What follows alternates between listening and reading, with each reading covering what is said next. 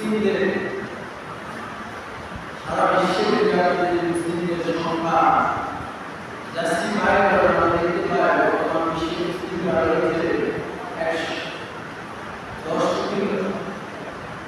110 কোটি মুসলমান বসবাস করতেছে আর 100 কোটি ইহুদি মধ্য রয়েছে 130।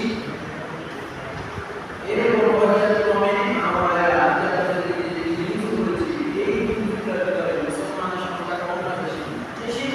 বেশি তারপরে মুসলমান সব জায়গায় আছে না আছে সব জায়গায় মুসলমান দুর্বল হয়ে আছে। আজকে আপনারা দেখেন বড় বড় মুসলিম দেশগুলোতে দেখেন মুসলিম দেশগুলো নামই রয়েছে মুসলিম দেশ, প্র্যাকটিক্যালি মুসলিমদের যে আদর্শ, মুসলিমদের যে নমুনা, মুসলিমদের যে চাল সেগুলোকে আছে না। এর মধ্যে অন্য একটি দেশ আমরা গুগলে সার্চ করে দেখতে পেলাম আলবেনিয়া। আপনারা এই নামটি শুনেছেন? আলবেনিয়া একটি মুসলিম দেশ, কিন্তু এই মুসলিম দেশে মুসলিমদের কোনো প্র্যাকটিস, মুসলিমদের কোনো আদর্শ, মুসলিমদের কোনো কায়দা এই দেশের ভিতরে আমরা দেখতে পাই না। ফর এক্সাম্পল আপনারা অনেকেই মনে করে থাকেন যে সারা বিশ্বের ভিতরে মুসলিমদের মুসলিমদের রাজা হচ্ছে সৌদি আরব, ঠিক কিনা? কিন্তু এই সৌদি আরব আমরা যদি দাঁড়িয়ে দেখি আগের হিস্ট্রি, অতীতকালের নবীদের হিস্ট্রি, আমরা যদি মুসলিমদের হিস্ট্রিগুলো এখন স্টাডি করে দেখতে পাই, এখন বর্তমান সৌদি আরবের সাথে অতীতের সৌদি আরবের সাথে কোনো মিল আছে? আমার বাইরে কোনো মিল আছে? কোনো মিল না। কিন্তু এই মুসলিম দেশগুলো, মুসলিম প্রজা দেশগুলো এক সময় শক্তিশালী কম ছিল না, বেশি ছিল? আমার বাইরে কম ছিল না, বেশি ছিল? অনেক বেশি শক্তিশালী ছিল। সারা ওয়ার্ল্ডে তারা শাসন করতো, সারা পৃথিবীকে তারা দমিয়ে রাখতো। ইহুদি খ্রিস্টান ধর্ম ছিল, তারা সবাই মুসলিম দেশ, বড় বড় মুসলিম লিডার নেতা দেশগুলোকে তারা কিন্তু ভয় পেত। আজকে কি তারা ভয় না? আজকে ভয় না। আর আজকে ভয় না পাওয়া এই আমাদের বিজয়কে শক্তিশালী চিনিয়ে আনতে হবে। আমাদের চারটি কাজ করতে হবে। কয়টি কাজ? চারটি কাজ।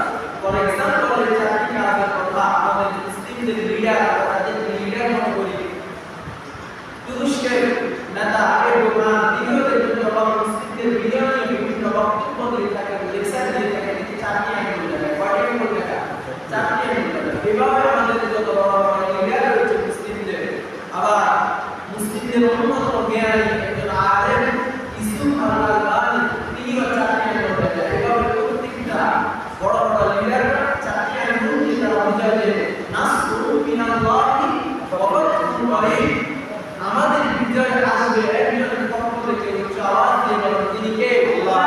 আমার ভাইরা, আজকে মুসলিমরা যদি আল্লাহর পক্ষ থেকে সাহায্য যদি না আসে, আল্লাহর পক্ষ থেকে রহমত যদি না আসে, কখনো কি মুসলিম বিজয় হতে পারবে? এই জন্য আল্লাহ বলেন নাসরু মিনাল্লাহি ওয়া ফাতহুন করিম,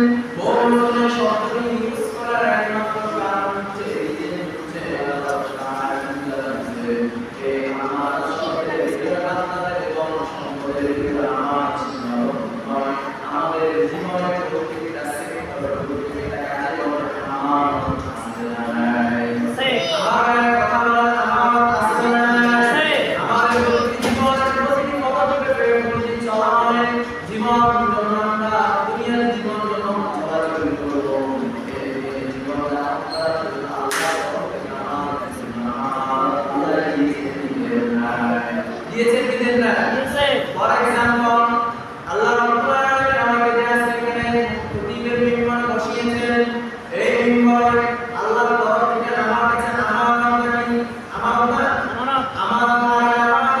যদি কোরআন যদি আমি না বলি আমি যদি চিন্তা করি আমি যদি এখন যদি সুদের বিরুদ্ধে কথা বলি আমি যদি হারামের বিরুদ্ধে কথা বলি আমি যদি মদের বিরুদ্ধে কথা বলার কারণে যদি আমার মসজিদের সভাপতি যদি রাগ হয়ে যায় সেক্রেটারি যদি রাগ হয়ে যায় এশিয়ার যদি রাগ হয়ে যায় আমার তো চাকরি থাকবে না এই চিন্তা যদি না যদি এই বিপদ থেকে বলা যায় সুবহানাল্লাহ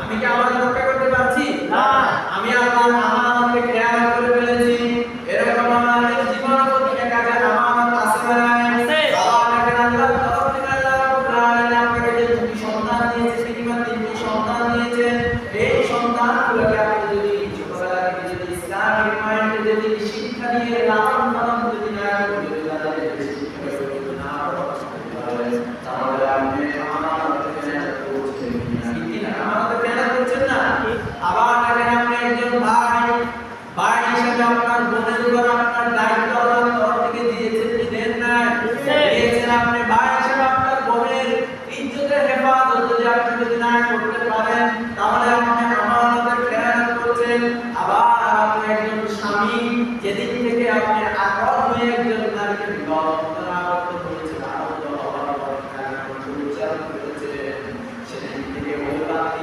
আল্লাহর বান্দারা আল্লাহর তরফ থেকে আমানত পেয়ে গেল আর ওই বান্দি দুনিয়াতে আপনি যদি ওই বান্দিকে ইসলামিক ভাবে যদি লালন পালন করে যদি সংসারে যদি না করতে পারেন তাহলে আপনি আল্লাহকে আমানতকে রক্ষা করতে পারেন না এই জন্য আমাদের জীবনের প্রত্যেকটা সেক্টরে আমানত আছে না নাই আছে প্রত্যেকটা দায়িত্বে আমানত আছে আবার দেখেন আল্লাহ রাব্বুল আলামিন মুফাসসির কামাত ব্যাখ্যা বলেছেন আল্লাহ আমানত যদি এগুলোর ভিতরে সীমাবদ্ধ নয় আবার আল্লাহ তরফ থেকে আমাদের জন্য অনেক কোরআন হাদিসের যে বিধানগুলো দিয়েছেন এই বিধানগুলো যেগুলো আল্লাহ রাব্বুল আলামিন হালাল করেছেন আপনাকে মানার জন্য যেগুলো আল্লাহ রাব্বুল আলামিন নিষেধ করেছেন ওই বিষয়গুলো যদি আপনি আমাদের অবশ্যই না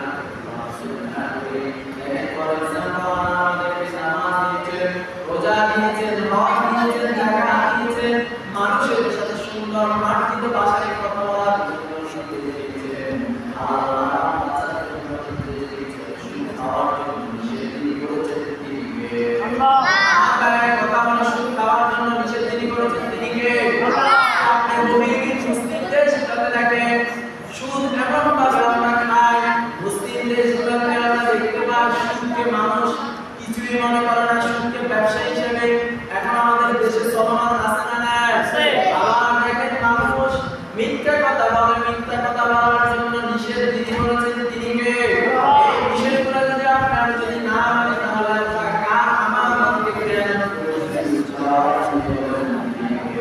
আল্লাহ মুহাম্মদ রাসূলুল্লাহ সাল্লাল্লাহু আলাইহি ওয়াসাল্লাম হাদিসে করে জানাতে আল্লাহ রাব্বুল আলামিন সেই বান্দার কোনো মিথ্যা থাকে না সেই বান্দার কোনো মুসলিম থাকে না আল্লাহ রাব্বুল আলামিন গুনাহকে ক্ষমা করবে আলহামদুলিল্লাহ তাহলে আমার ভাইরা আপনাকে গুনাহ করতে চাই না মুমিন হতে চাই আমার ভাইরা কথা বলার না গুনাহ করতে চাই না মুমিন হতে চাই আমাদেরকে আমাদের রক্ষা করার দরকার আছে না একজন মুমিন যখন মারা যায় তার জন্য আল্লাহর তরফ থেকে গিফট আছে না নাই আছে তার জন্য আল্লাহর তরফ থেকে জান্নাত গিফট রয়েছে আর একজন মুনাফিক যখন মারা যাবে মুনাফিক মারা যাওয়ার পর তার জন্য আল্লাহর তরফ থেকে জাহান্নামের শাস্তি আছে না আমার ভাইরা কথা বলেন আছে না নাই আমার ভাইরা একটু খেয়াল করে শুনি কথা আজকে এই দুই দিন আমাদের দেশে গরমের তাপমাত্রা কম হচ্ছে না বেশি হচ্ছে এটা আমরা আমি সহ্য করতে পারছি না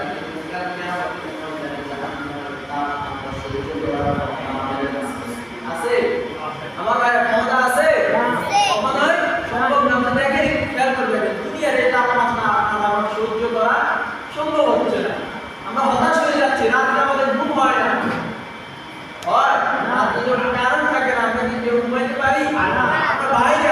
হাঁটার জন্য মানে পেরেশান, আমরা হতাশ, কি করবো?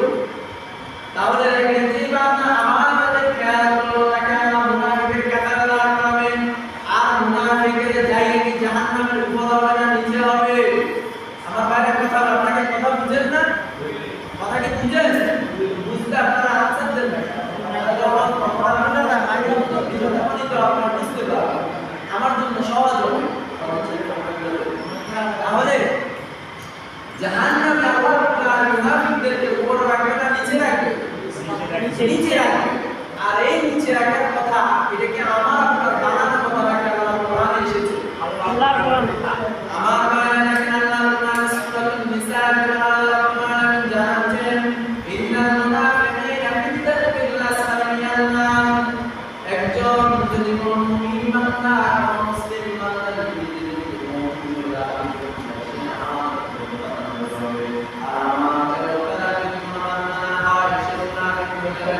আর মুনাফিকের জন্য আল্লাহ রাব্বুল আলামিন জাহান্নামের একেবারে নিম্ন জাহান্নামের একেবারে নিম্ন স্তরের মুনাফিক যিনি করবেন চাওয়াতে আল্লাহ আমার বাইরে আমাদের দরকার হওয়ার দরকার আছে না নাই?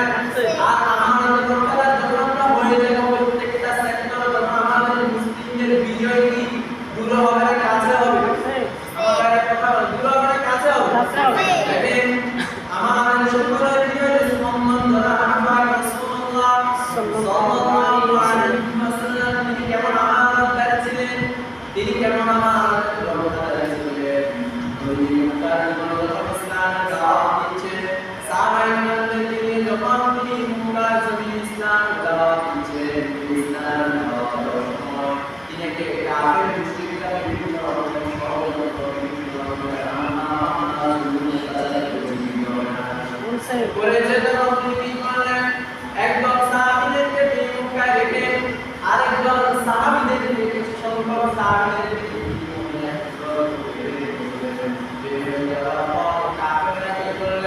কাফেররা চিন্তা করলেন এই মুহাম্মদ যদি মক্কা থেকে বের হয়ে মদিনায় যান তাহলে তিনি ওই মদিনাতে ওই ইসলামের দাওয়াতের কার্যক্রম চালু করবে।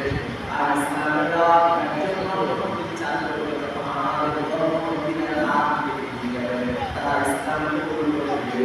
তখন কাফের মুশরিকরা বিভিন্ন রকম ষড়যন্ত্র, বিভিন্ন রকমের জুলুম অত্যাচার, বিশৃঙ্খলা নবীর উপর নবীর সাহাবীদের উপর করেছে কি করে না? করেছে। ওই সময় কি আমার ওই সাহাবীরা মুসলিমদেরকে মত করেছে? সেই জামানা ইসলামের যখন বিভিন্ন রকমের জুলুম অত্যাচার তাদের উপর চলে আসলো, তারা তারপর ইসলামের দাওয়াতকে গ্রহণ করে না। আজকের বর্তমান অবস্থানের সাথে আপনি মিলিয়ে দেখেন যারা কিনা কোরআন থেকে হওয়ার কথাগুলো বলে, যারা কিনা ইসলামের কথাগুলো উচ্চারণ করে, তাদের উপর বিভিন্ন রকমের হামলা আছে না নাই? আমার বাইরে কথা বলা আছে না নাই? অত্যাচার জেদ যত রকমের কষ্ট করেছে, যত রকমের অত্যাচার হয়েছে এগুলো আছে না নাই? তাহলে ওই সময় ইসলামের পূর্ব কালেও ছিল, এখনো আছে। আর এই সময় যখন ওই সমাজ এখন আছে এগুলো যদি আমরা চিন্তা করে যদি আমরা ইসলামের দাওয়াত করি তাহলে আমরা আল্লাহ মুমিনের কাতারে দাঁড়াতে পারব। আর আমরা যদি এগুলোকে বাদ দিয়ে আমরা জুলুম অত্যাচার সহ্য করে যদি আমরা যদি ইসলামের দাওয়াত দিতে থাকি, আমরা যদি কোরআনের কথাগুলো মানুষের সামনে উপস্থাপন করি, আমাদের এই জীবনীয়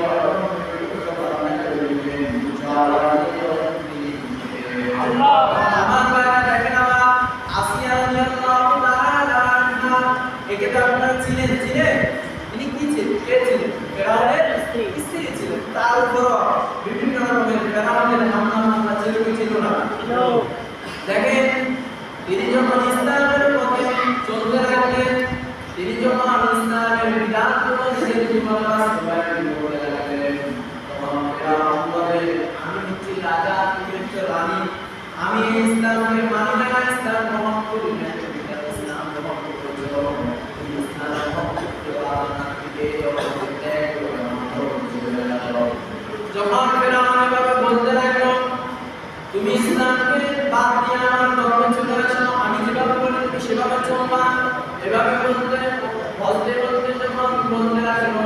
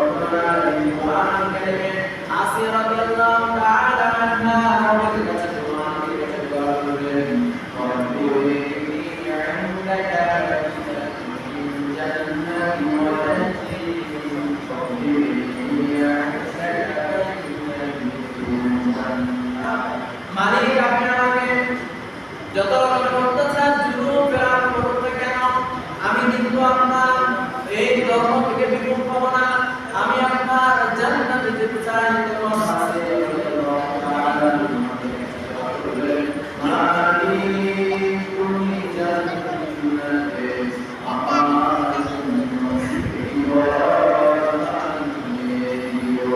আমার আমাদের জন্য জান্নাতে ঘর দরকার আছে না নাই? আমাদের সকলের জন্য জান্নাতের একটি ঘর তৈরি করুন। তাহলে দেখেন এ আসে রাদিয়াল্লাহু তাআলা যখন বিভিন্ন রকম অত্যাচার হয়েছে কি হয় না, কিন্তু তিনি এই অত্যাচার সহ্য করে ইসলামকে বাদ দিয়েছেন। কিন্তু আজকে আমাদের সমাজের দিকে তাকিয়ে দেখেন মানুষজনের একটু স্বার্থের জন্য মানুষ যেখানে 2 টাকা বেশি পায় সেখানে 70 থেকে 2 টাকা বাড়ায় 2 টাকা করে না। মুসলমান আমাদের সমাজ আছে এমন মুসলমান আবার দেখা যায় একজন মানুষকে সমাজের ভিতরে সালিশ হয় কি হয় না, দুই বাড়ির ভিতরে যখন বেজাত হয় কিংবা জায়গা জমি নিয়ে বিভিন্ন রকমের বেজাত হয়, তখন সমাজের কিছু মানুষদের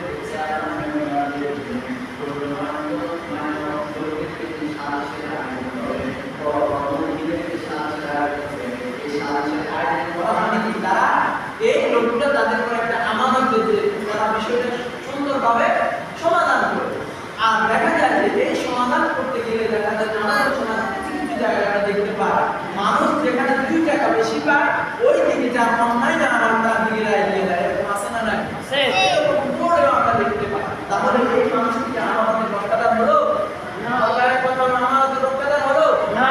তাহলে এই আমাদের রক্ষাদার দেখেন আমাদের রক্ষাদার যারা করবে না তাদের জন্য জান্নাতের সুগ্রাণ যিনি দিবেন না তিনি কে? এভাবে দেখেন বিশ্বনবী মুহাম্মদ রাসূলুল্লাহ সাল্লাল্লাহু আলাইহি ওয়াসাল্লাম এরকম বিভিন্ন রকমের নানা বিভিন্ন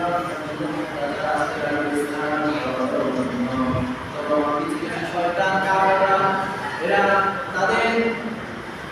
তাদের বিভিন্ন স্থানে বসে তারা বিভিন্ন রকমের তারা বসে পরামর্শ করলো মুহাম্মদকে কি করা যায়। কিন্তু শয়তান কাফেররা ছিল তারা বলল মুহাম্মদকে ছেড়ে দিলে, আর কিছু কাফের শয়তান ছিল তারা বলল মুহাম্মদকে হত্যা করে ফেলো। এরকম আবার কিছু কাফের শয়তান বলল মুহাম্মদকে যদি জেলে করো মুহাম্মদের অনুসারীরা আবার তাকে বের করে নেবেন, বের করে নেওয়ার পর মুহাম্মদ আবার আমাদের এই রাষ্ট্র ইসলাম দাওয়াত দিবে। বিভিন্ন রকমের কারণ ষড়যন্ত্র করতে লাগলো মুহাম্মদকে মারার জন্য। মুহাম্মদ সাল্লাল্লাহু আলাইহি ওয়াসাল্লামকে মারার জন্য বিভিন্ন রকমের ষড়যন্ত্র বিভিন্ন রকম চেষ্টা করলো। তখন মুহাম্মদের পক্ষ থেকে অটোমেটিক শুরু হয়ে গেল। জিবরাইল আলাইহিস সালামের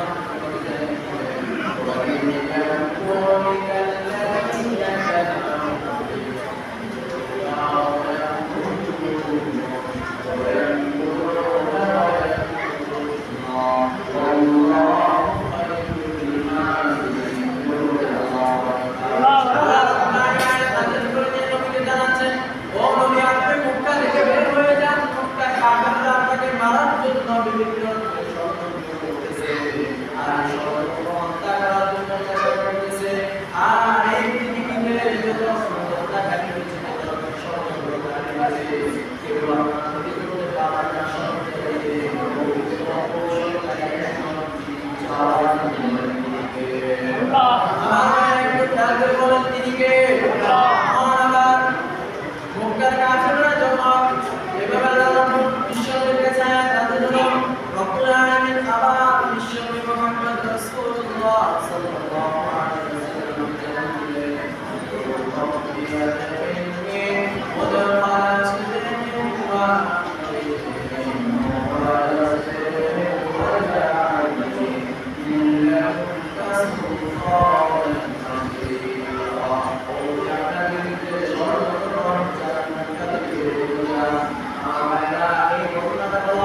একটিমাত্র সারাংশ হচ্ছে, একটিমাত্র কথা হচ্ছে মুহাম্মদ সাল্লাল্লাহু আলাইহি ওয়াসাল্লাম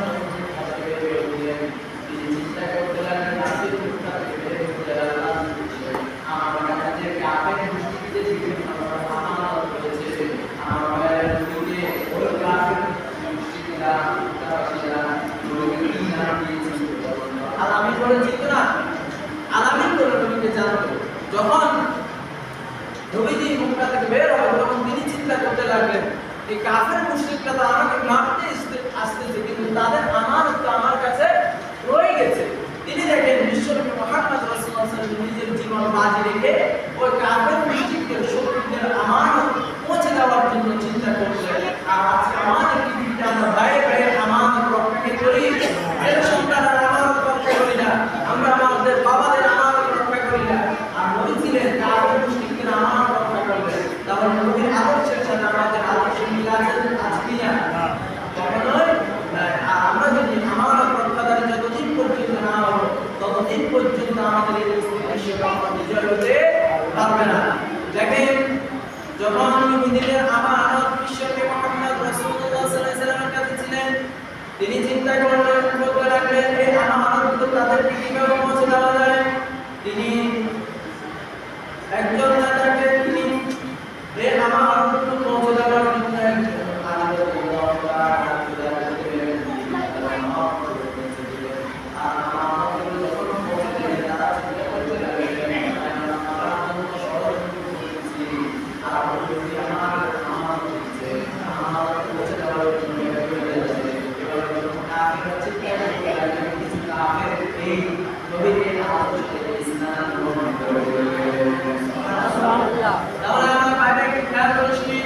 আজকে আমরা আমাদের মুসলিম দেশের মুসলমানরা যদি প্রতিটি সেক্টরে প্রতিটি কাজে যদি আমাদের মুসলিম দেশগুলো যেসব লিডার রয়েছে, যেসব নেতা রয়েছে, আমরা তাদের প্রতিনিধিত্ব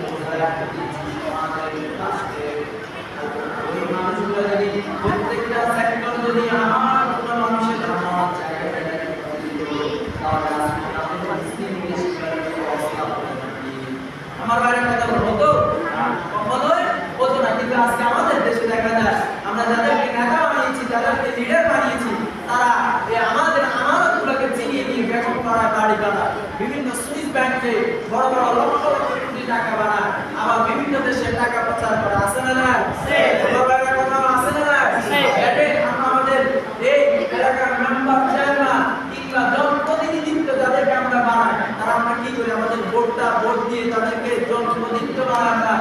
আমাদের এই সমাজের এই যারা আমরা প্রতিনিধিত্ব করে মানুষের আমানত রক্ষার একটা করি, কিন্তু ওই মানুষগুলো যদি আমানত রক্ষা করতো তাহলে আমাদের মুসলিম দেশে আমরা সকলে ঐক্যবদ্ধ হয়ে মুসলিমদের বিজয় ছিনিয়ে আনা আমাদের জন্য সহজ হতো না, কঠিন হতো?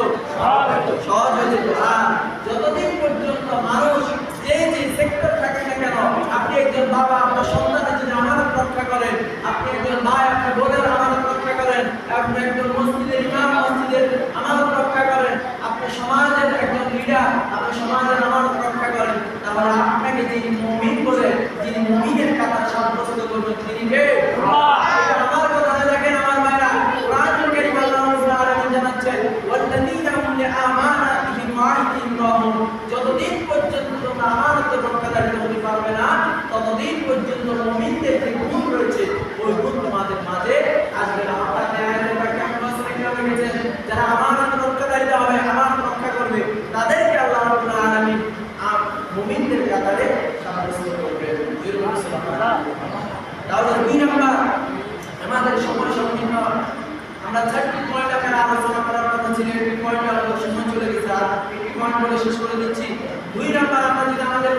মুসলিমদের বিজয় ছিনিয়ে আনতে চায়, মুসলিমরা বিজয় হতে চায়, সিদ্দুল হাদিক আমাদেরকে সত্য কথা বলতে হবে, আমাদেরকে সত্যের কথা অবিচল থাকতে হবে। দেখুন বিশ্বনবী মুহাম্মদ রাসূলুল্লাহ সাল্লাল্লাহু আলাইহি ওয়াসাল্লাম বলেছেন কুলিল হাক্ক ওয়া কানা মুররা, সব সময় সত্য পথে থাকতে হবে, সত্য কথা বলতেই হবে। কিন্তু আজকে আমাদের সমাজে দেখেন আমরা কি সবাই সত্য কথা বলি? আমার ভাইরা কথা সত্য কথা বলি? আপনার সমাজে কি অন্যায় হচ্ছে, আপনার সমাজে কি খারাপ কাজ হচ্ছে, আপনি যদি এখানে চিন্তা করেন, আমি যদি এখানে কথা বলি, তাহলে আমি যদি এখানে সত্য কথা বলি, আমার হতে পারে আমার বিভিন্ন রকমের ষড়যন্ত্র হতে পারে। আপনি যদি এটা চিন্তা করতে আপনি যদি সত্য কথা না বলেন, তাহলে আপনি সত্য কথা মুমিন আমার দ্বারা আমাদের মুসলিমদের ভিতরে চিনিয়ে আনা সহজ একটা কঠিন হবে। আর আমাদের জন্য সত্য কথা বলার দরকার আছে না? প্রতিটি কাজে যেখানে অন্যায় হচ্ছে, অন্যায় বিরুদ্ধে সত্যের পথে সত্যের কথা বলতে হবে। আর কোরআনের সঠিক সত্য কথাগুলো মানুষদের মাঝে উপস্থাপনা করতে হবে। যতদিন পর্যন্ত আপনি মানুষের কাছে সত্যের কথা উপস্থাপনা না করবেন, ততদিন পর্যন্ত আমার ভাইরা একটু খেয়াল করে বলেন, জানলেই তো মানতে পারবেন, আর না জানলে কি মানতে পারবে? আমার ভাইরা কথা না জানলে মানতে পারবেন? অতএব আমরা যারা বিভিন্ন দায়িত্বে রয়েছি, বাপ হিসেবে আপনার সন্তানকে যেই সব কাজগুলো করলে সন্তানের ক্ষতি হবে, আপনি সেই সত্য কথাগুলো সন্তানকে বলতে হবে। এই জন্য দেখেন একজন মানুষকে আপনার ছিলেন, সে মানুষের নাম আবু বকর ছিল। আবু বকর থেকে আল্লাহ রাব্বুল আলামিন বিশ্বনবী মুহাম্মদ রাসূলুল্লাহ সাল্লাল্লাহু আলাইহি ওয়াসাল্লাম তাকে সিদ্দিক বলে উপাধি দিয়েছেন। কেন? তিনি সত্যকে গ্রহণ করে নেওয়ার জন্য, সত্য কথা বলার কারণে তাকে সিদ্দিক করেছেন। তিনি কে? সিদ্দিক। দেখেন আবু বকর রাদিয়াল্লাহু তাআলা আনহুকে আল্লাহ রাব্বুল আলামিন জান্নাতের সুসংবাদ দিয়েছেন কি দেন না? তাহলে আমরা যদি দুনিয়াতে যদি সত্য কথা বলি, সত্যের কথা অবিচল থাকি, আমাদেরকে জান্নাতের সুসংবাদ দিয়ে দিবেন তিনি কে? আল্লাহ। আমার ভাই একটু খেয়াল করে শুনেন, আমরা যদি আমাদের এই মুসলিমদের বিজয়কে ছিনিয়ে আনতে হবে, আমাদেরকে তিনটি কাজ করতে হবে। আল্লাহ রাব্বুল আলামিন কোরআনুল কারীমের তিনটি কর্মসূচির কথা জানাচ্ছেন। আল্লাহ রাব্বুল আলামিন জানাচ্ছেন ইন্নামাল মুমিনুনা আল্লাযীনা আমানু বিল্লাহি ওয়া রাসূলিহি থুম্মা লাম ইয়ারতাবু ওয়া জাহাদু বিআমওয়ালিহিম ফি সাবিলিল্লাহ।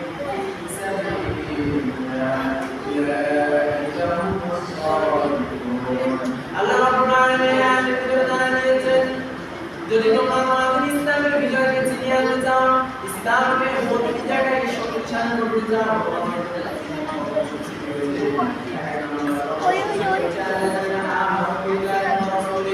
তোমরা ঈমান আনতে হবে একজন আওয়াজ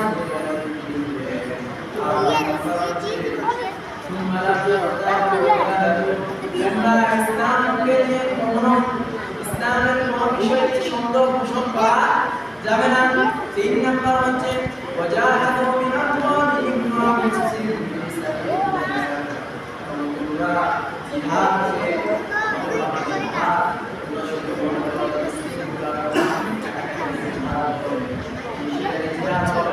তোমরা প্রতিটি সেক্টরে হৃদয় নিয়ে মনে যে প্রচার করার জন্য আমাদেরকে শয়তান ওয়াসওয়াসা দিয়ে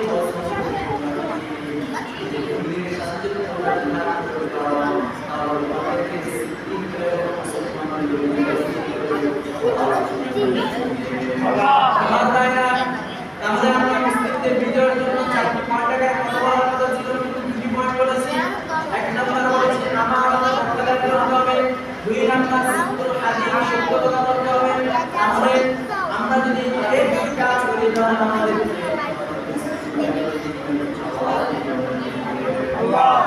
এই দুটি কাজ করতে রাজি আছি, আমরা রাজি আছি ইনশাআল্লাহ।